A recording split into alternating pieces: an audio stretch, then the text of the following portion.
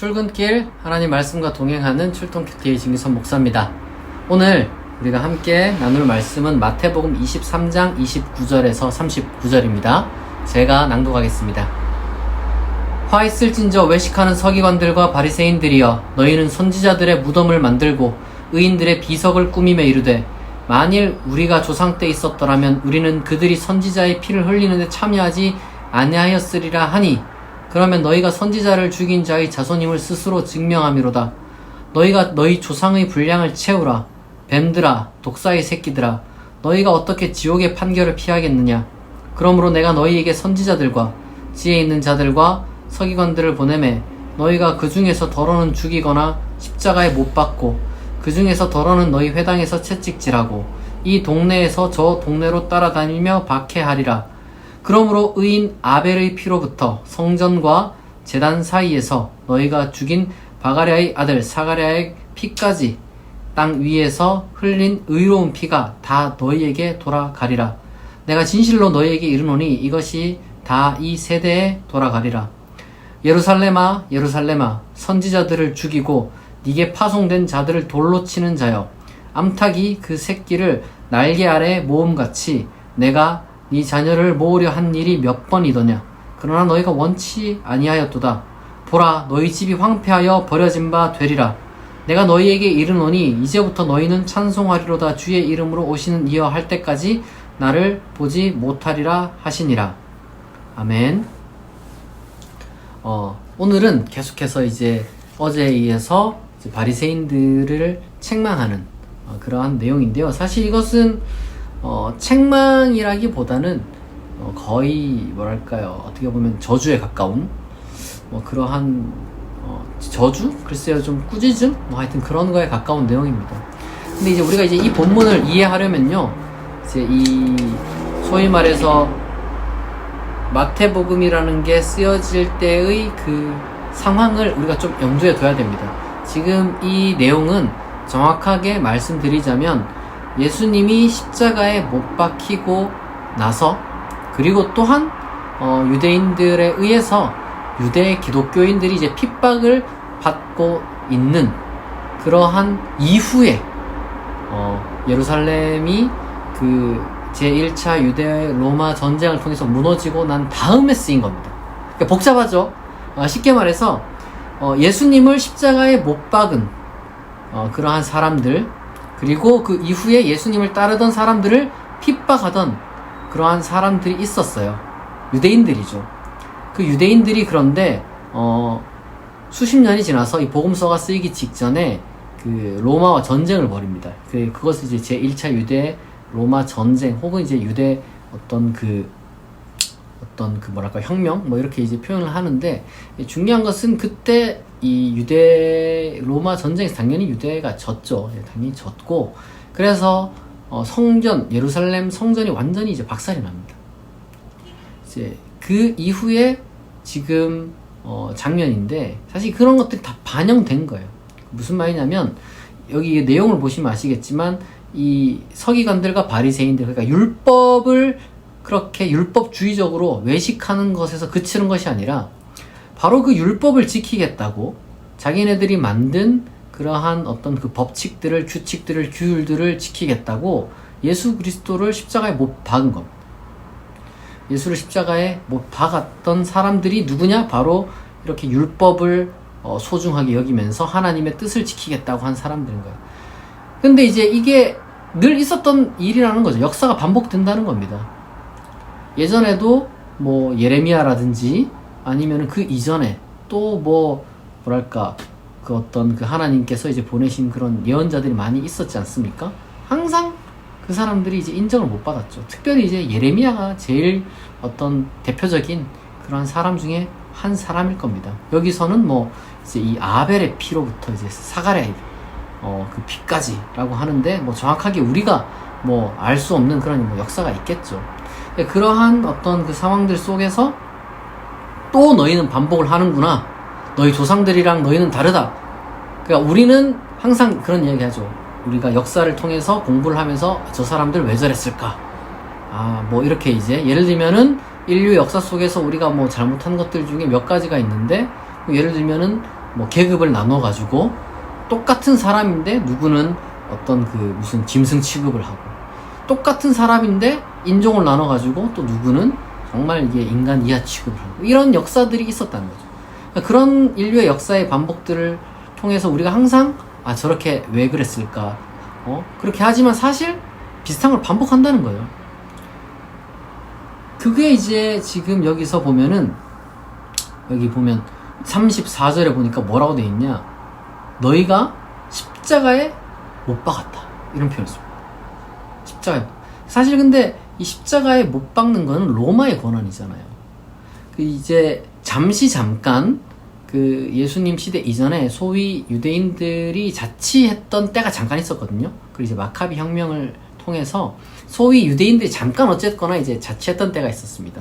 그러니까 그리스 제국과 로마 제국 그 사이에서 잠깐, 그 그리스 제국 사이에서 잠깐 자치했던 때가, 이때 유대의 왕이 이제 그 마카비 가문에서 나온 사람인데 좀 반항하고 말 듣지 않는 그런 어떤 사람들 십자가에 못 박게 하는 그런 경우가 뭐 있긴 있었습니다. 그러나 지금 예수님 시대는 그런 십자가에 못 박을 권한이 없죠. 사실 1세기에 예수님 시대 그 1세기경에 사실상 십자가에 못 박혔다라고 하는 유대인은 예수님 말고는 그 찾아보기도 힘들거든요. 그러니까 지금 이걸 누구 얘기하는 거예요? 예수님 얘기를 하는 거예요. 예수님의 입을 빌어서 이렇게 이야기를 하지만 사실 요거는 예수님 이야기인 거죠.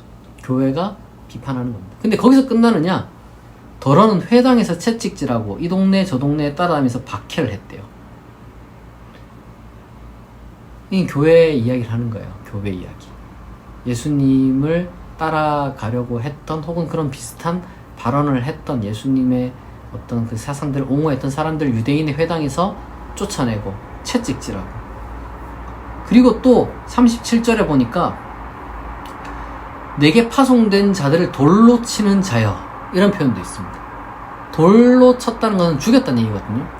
아마 비공식적으로 이제 그렇게 돌로 쳐서 죽였던 그런 사례도 있었나 봅니다. 당장 우리가 뭐 사도행전에서 스데반 집사 이야기를 이제 볼 수가 있죠. 그러니까 지금 여기서 예수님의 입을 빌어서 사실은 이 바리새인들의 단순한 외식을 넘어서서 그들이 저질렀던 잔인한 역사, 잔인한 행위에 대해서 어마어마하게 지금 신랄하게 고발하는 겁니다. 실제로 있었던 일들을 이런 이제 고발을 하는 거죠. 그래서 38절에 보니까 보라, 너희 집이 황폐하여 버려진 바 되리라. 그리고 이제 35절에도 이 의로운 자가 흘린 피가 다 너희한테 돌아가리라. 실제로 이게 또 36절에 보니까 이게 다 이 세대에 돌아간다, 이렇게 했는데, 아까 그 말씀드렸던 것처럼 예루살렘 성전이 무너지면서 그 피의 대가를 다 받았다, 이렇게 생각을 했었어요. 그 초기 기독교인들은 대다수가 유대인이었는데, 그 기독교인이 된 유대인들은 그 유대 로마 전쟁에 이제 거의 참여를 하지 않았거든요. 빠져 있었죠. 왜냐하면 그게 별로 그렇게 중요한 어떤 그런 민족적인, 문화적인 그런 것들이 그렇게 이제 중요하지 않다고 여겼기 때문에 빠져 있었고, 오히려 뭐 비록 같은 유대인들이 이제 많았겠지만 거기에 대해서 그게 이제 하나님의 심판이다. 마치 같은 민족이 어떤 외세의 침략에 의해서 어떤 그 짓눌리는 것이 죄 때문이다라고 고백했던 그런 어떤 예언자적인 그 전승들이 있잖아요. 뭐 이사야라든지 뭐 예레미야라든지 아까 얘기했던 것처럼 그런 어떤, 심지어 뭐 다니엘이라든지 이런 사람들은 항상 그런 식의 어떤 그 반성, 받아들임 뭐 이런 게 있었거든요. 그러니까 그런 식의 지금 어떤 그 감성으로 이야기를 하는 겁니다. 근데 제가 드리고 싶은 말씀은 어쨌거나 그렇다면 지금 책망을 하는 그 예수님의 목소리의 핵심은 뭐냐? 폭력이란, 폭력. 잔인한 짓을 저지른 그 유대인들, 그들의 폭력이라는 거죠. 이 사람들이 근데 왜 폭력을 휘둘렀을까? 자기네들은 그게 옳다고 생각했던 거예요. 자기네들은 그게 정의를 이루는 것, 하나님을 위하는 것이라고 생각을 했던 겁니다. 그렇기 때문에 그런 식으로 행동을 했던 거죠. 사람이요, 이게 하나님이 원하신다라는 어떤 그 딱 명분이 있다고 해야 될까? 아니면 핑계가 있으면요, 한도 끝도 없이 그냥 잔인해지더라고요. 하나님이 없다라고 생각하면은 뭐 끝까지 간다 이런 얘기도 있는데, 하나님이 원하신다, 하나님이 시켰다 이래도 끝까지 가더라고요. 근데 여러분, 우리가 기억해야 될 게 있습니다. 예수님은 항상 평화적인 방식을 사용을 했어요. 때로는 물론 이제 상징적인, 예언자적인 어떤 그 상징적인 행위를 하시긴 하셨죠. 성전에서 소란을 피우신다든지 뭐 그 정도. 근데 예수님이 사람을 여러분 해친 적이 없어요. 그런 어떤 소란스러운 행위를 하셨지만 사람을 해친 적이 한 번도 없습니다. 오히려 폭력을 휘두르려는 그런 제자, 성경에는 이제 베드로가 이제 칼을 휘둘렀다고 나오죠. 오히려 이제 칼을 도로 꽂으라, 칼로 흥한 자는 칼로 망한다. 그럼 이게 예수님의 뜻이었어요. 우리가 때때로는 이게 하나님의 뜻이다라고 하면서 좀 과격해지고 열정이 생기는 경우가 있는데, 그게 만약에 폭력까지 간다? 그건 무조건 잘못된 겁니다. 예수님의 방식은 항상 비폭력. 우리 그리스도인들이 좀 느리고 더디고 뭐랄까 방법이 조금 뭐랄까 답답하다 할지라도 절대로 폭력적인 방식을 사용하지 않습니다. 그 어떤 폭력도 정당화되지 않아요. 뭐 예를 들면은 어떤 사람들은 뭐 그 종교 간의 어떤 그 전쟁을 치르겠다 하면서 무슨 뭐 이제 다른 종교 이제 행사하는데 쳐들어가가지고 행패를 부리고, 이게 하나님의 뜻이라고 막말하고 막 이렇게 욕하고, 이게 그 사람 잘 되라고 욕하는 거라고 하면서 그런 것들이 많이 있는데요. 여러분, 그거는 그냥 자기 성격을 폭발시키는 거고, 자기가 폭력적이 되고 싶은 걸 하나님을 핑계대는 거예요. 바리새인들이랑 서기관들이 다 그랬습니다. 그 사람들이 진짜로 정의로워서, 진짜로 하나님을 사랑해서 그랬다고 저는 생각하지 않아요. 사실 자기가 하고 싶은 말, 자기가 어떤 하고자 했던 그런 것들을 관철시키기 위해서 그냥 하나님 핑계를 댄 거죠. 그러니까 예수님이 뭐라고 하느냐? 외식하는 놈들아, 위선자들아, 뱀들아, 독사의 새끼들아, 이렇게까지 말씀을 하시면서 너희가 어떻게 지옥의 판결을 피하겠느냐까지도 말씀하셨습니다. 물론 그 말씀이 사람을 죽이는 데까지 나아갔기 때문에 지옥의 판결을 피하겠느냐 이렇게까지 이제 말씀을 하신 것이죠. 우리는 그런 차원에서 과연 우리가 폭력을 정당화하고 있지는 않은가, 하나님의 이름으로 그것도 폭력을 정당화하고 있지는 않은가, 우리가 이제 돌아봐야 됩니다.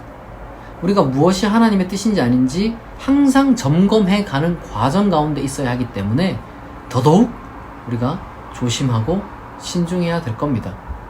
여러분 마음 가운데 잘못된 열정을 정당화했다거나 폭력적인 어떤 성향을 하나님의 이름으로 정당화했다면 뉘우치고 그런 방향이 아니라 예수님의 그 모습을 따라가는 그러한 사람이 되기를 진심으로 정말 축원드립니다. 기도하겠습니다. 하나님 아버지, 오늘은 하나님의 말씀을 통해서 외식하는 서기관들과 바리새인들이 정말로 강렬하게 예수님의 책망을, 꾸짖음을 듣는 모습을 우리가 읽었습니다. 하나님, 그들의 폭력, 피를 흘리기까지의 잘못된 종교적 열정을 정죄하심을 우리가 들었습니다.